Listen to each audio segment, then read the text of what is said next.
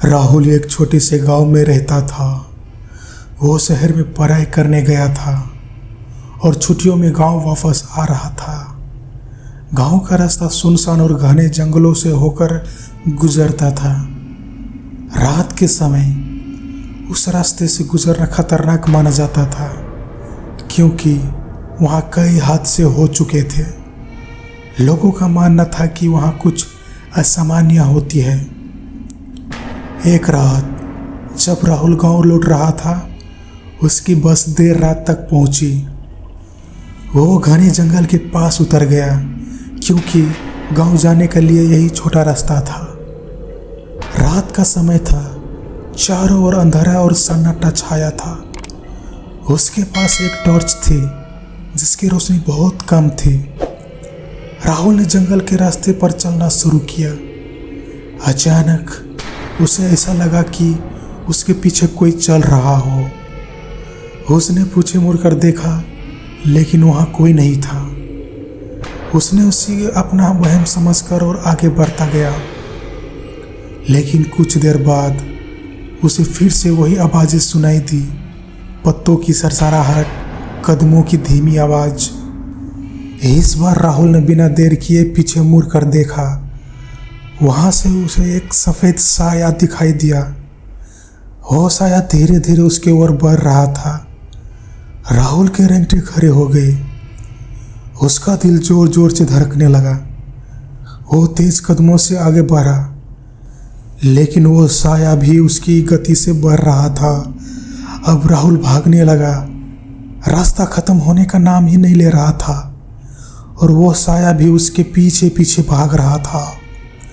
आखिरकार राहुल गांव के पास पहुंचा और भागते भागते अपने घर में घुसा। वो हाँफते हुए अंदर गया और दरवाज़ा बंद कर लिया। उसका पूरा शरीर पसीने से तर था। वो जानता था कि जो भी कुछ उसके पीछे था, वो कोई इंसान नहीं था। अगली सुबह जब राहुल की माँ ने उससे पूछा कि क्या हुआ, तो उसने सब कुछ बताया। उसकी माँ की आंखें में डर साफ दिखाई रही थी। उन्होंने बताया कि सालों पहले उसी जंगल में एक औरत की मौत हो गई थी, और तब से वो उसकी आत्मा वहाँ भटक रही है। जो भी रात में उसे रास्ते से गुजरता है, उसे वो आत्मा अपना शिकार बना लेती है। राहुल के चेहरे रंग उड़ गए। उसने ठान लिया कि अब वो कभी भी उस रास्ते से नहीं गुजरेगा। लेकिन वो सवाल अब भी उसके मन में गूंज रहा था, वो कौन थी? वो कौन थी? और राहुल की माँ की बात सुनकर मन ही मन ठान लिया कि अब वो कभी भी रात के उस जंगल से नहीं गुजरेगा। लेकिन उस रात का डर उसके मन में गहराई में बस चुका था। हर बार जब वो उस जंगल के बारे में सोचता, उसे वही सफ़ेद साया याद आता जो उसके पीछे पीछे भाग रहा था। कुछ दिनों बाद गांव में एक और घटना घटी। गांव के ही एक लड़के विक्रम को रात के समय उसी जंगल के रास्ते से गुजरना पड़ा। वो शहर में काम करता था और देर रात ही घर पहुंच पाता था। उस दिन उसे भी देर हो गई और वो वही जंगल का रास्ता पकड़कर घर लौट रहा था। अगली सुबह विक्रम का शव जंगल के किनारे पाया गया। गांव में ये खबर आग की तरह फैल गई। लोगों का कहना था कि विक्रम की मौत स्वाभाविक नहीं थी। उसकी आंखें पूरी खुली हुई थी और चेहरे पर गहरी दहशत छाई हुई थी, जैसे मरने से पहले उसने कुछ बहुत भयानक देखा हो। राहुल इस खबर से हिल गया। उसने विक्रम का हाल सुना तो उसे अपने उस रात की घटनाएं याद आ गई। उसे यकीन हो गया कि जो कुछ उसने देखा था, वो सिर्फ उसका वहम नहीं था, बल्कि वास्तव में उस जंगल में कुछ है, कुछ ऐसा जो बेहद खतरनाक और भयानक है। राहुल ने गांव के बुजुर्ग से इस बारे में बात करने का फैसला किया। वो गांव के सबसे बुजुर्ग व्यक्ति बाबा रघुनाथ के पास गया, जो गांव की पुरानी कहानियों और रहस्य के बारे में जानते थे। बाबा ने उसे जंगल की असली कहानी बताई। बाबा ने कहा, बरसों पहले उसी जंगल में एक औरत रहती थी। उसका नाम था कमला। वो बहुत सुंदर थी और गांव के कई लोग उसे पसंद करते थे, लेकिन उसकी किस्मत खराब थी। उसके पति ने एक दिन उसे धोखे से छोड़ दिया और कमला ने उसी जंगल में जाकर अपनी जान दे दी। उसकी आत्मा तब से भटक ही रही है। वो उन लोगों से बदला लेती है जो रात में उस रास्ते से गुजरते हैं। राहुल के रेंगते खड़े हो गए। उसने बाबा से पूछा, लेकिन मैं कैसे बच गया बाबा? बाबा ने गंभीरता के साथ कहा, शायद वो तुम्हें अपनी पूरी तरह से शिकार नहीं बना पाई।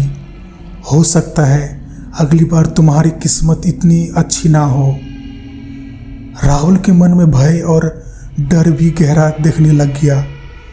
उसने फैसला किया कि अब इस रहस्य को और ज़्यादा नहीं छोड़ेगा, लेकिन उसके मन में एक और सवाल अब भी गूंज रहा था। क्या कमला की आत्मा से छुटकारा पाने का कोई तरीका है? कुछ हफ्ते बीत गए। राहुल ने इस बारे में ज़्यादा सोचना बंद कर दिया था, लेकिन गांव में हर कोई इसी भूतिया जंगल की चर्चा कर रहा था। कई लोग अब उस रास्ते से गुजरने से कतराने लगे थे, लेकिन तभी एक रात कुछ ऐसा हुआ जिसने राहुल को फिर से उस डरावने रहस्य में चीख लिया। रात के अंधेरे में गांव के मंदिर के पास एक औरत खड़ी दिखाई दी। वो सफ़ेद कपड़े पहने हुए थे और उसकी आंखों में गहरा दर्द झलक रहा था।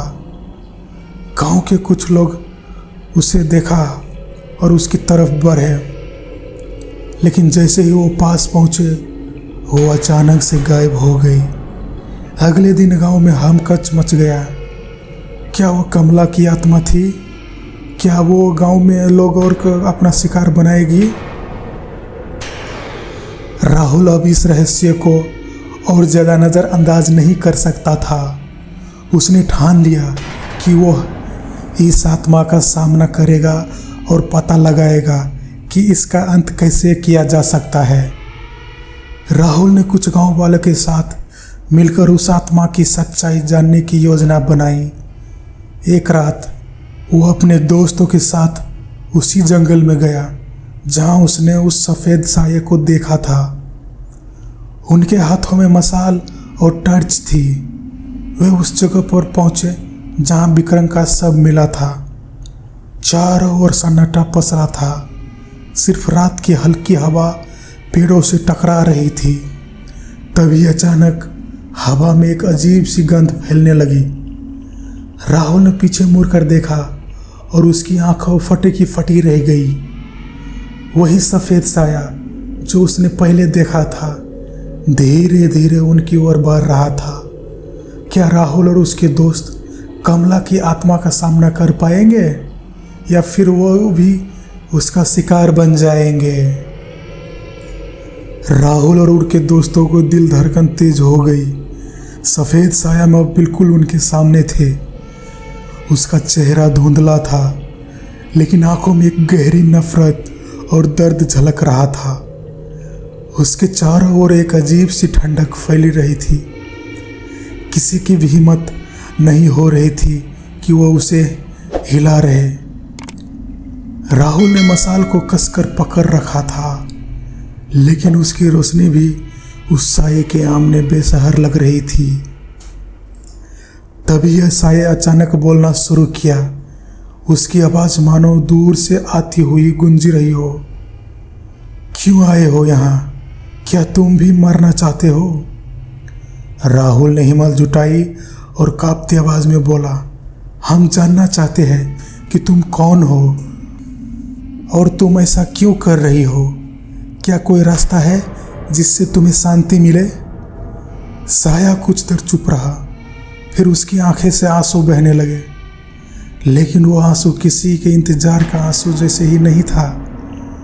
वह बर्फ के ठंडी बूंद की तरह जमीन पर गिरते ही गायब हो रहा था। उसने गहरी सांस ली और कहा, मैं कामला हूँ, मेरा विश्वासघात हुआ है। मेरे पति ने मुझे अकेला छोड़ दिया था। इस जंगल में मैंने अपनी जान दे दी, लेकिन मैं मरने के बाद चैन नहीं पा सकी। मेरा दर्द मुझे हर रोज़ जलाती है। मैं उन लोगों का सज़ा देती हूँ जो मेरे जैसे धोखेबाज होते हैं।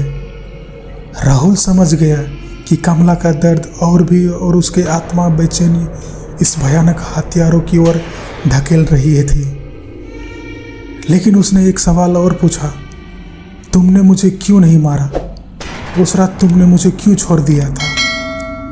कमला की आत्मा ने राहुल की ओर देखा। तुमने किसी को भी धोखा नहीं दिया, लेकिन अगर तुमने उस जंगल में ज़्यादा समय बिताया होता तो मैं तुम्हें भी नहीं छोड़ती। राहुल ने देखा कि आत्मा दर्द में थी, लेकिन उसने अब अपने सवाल का जवाब नहीं पाया कि इसे कैसे ख़त्म किया जाए।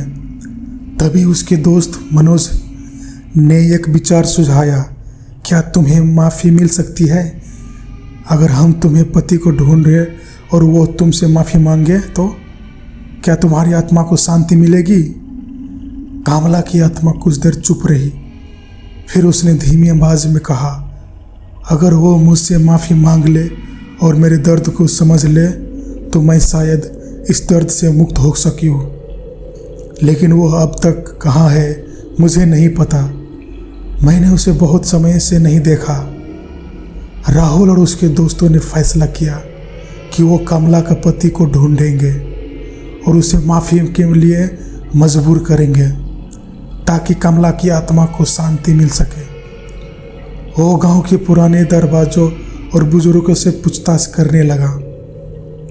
कुछ ही दिनों में उन्हें पता चला कि कमला का पति अब एक और गांव में नहीं रहता है और वो अपनी गलती पर पछता रहा है। राहुल ने हिम्मत जुटाई और उस गांव में जाकर कमला के पति से मिला। उसका नाम मोहन था और वह अब एक बूढ़ा और अकेला आदमी था। जब राहुल ने उसे सब कुछ बताया तो उसकी आंखों में पछतावे का आंसू आ गए। उसने कहा, मैंने कमला के साथ जो किया वो मेरी ज़िंदगी का सबसे बड़ी गलती थी। अगर उसकी आत्मा आज भी भटक रही है तो मैं माफ़ी मांगने के लिए तैयार हूँ। मोहन को लेकर राहुल वापस जंगल में आया। वो सब उस जगह पर पहुँचे जहाँ कमला की आत्मा ने उसने बात की थी। मोहन ने रोते हुए अपने पति का आत्मा को पुकारा, कमला मुझे माफ़ कर दो, मैंने तुम्हें धोखा देकर बहुत ही बड़ी गलती की है। मेरे इस पापों के लिए मुझे माफ़ कर दो ताकि तुम चैन से रह सको। हवा अचानक से ठंडी हो गई और एक दर्द का सन्नाटा छा गया। तभी सफ़ेद साया में फिर से प्रकट हुआ। कमला की आत्मा ने मोहन की ओर देखा। उसकी आंखों में अब गुस्से की जगह एक अजीब सी शांति थी। उसने धीरे धीरे कहा, तुम्हारी माफ़ से मुझे शांति मिल गई है। अब मैं इस दुनिया से छोड़ जा रहा हूँ। कमला का साया धीरे धीरे हवा में विलीन हो गया। जंगल की हवा एक ठंडी अचानक से गर्म हो गई और सबको ऐसा लगा जैसे कोई बड़ा बोझ उतर गया हो। राहुल और राहुल के दोस्त चुपचाप खड़े थे। उन्होंने देखा कि कमला की आत्मा अब मुक्त हो चुकी है। मोहन ने भी आंसुओं से भरे चेहरे को साथ राहत की सांस ली। उसने उस रात के बाद उस जंगल में कभी भी अनहोनी की खबर नहीं आई। लोग फिर से उस रास्ते से गुजरने लगे। राहुल ने महसूस किया कि उसने सिर्फ एक आत्मा को शांति नहीं दी, बल्कि उस गांव में एक लंबे डर से आज़ाद कर दिया। तो दोस्तों, ये कहानी इसी में ख़त्म होती है। तो आपको ये कहानी कैसी लगी दोस्तों, हमें कमेंट बॉक्स में बताएं और अपना राय दें। अगर आप लोग हमारे चैनल में नए हो तो प्लीज़ हमारे चैनल को सब्सक्राइब कीजिए। धन्यवाद।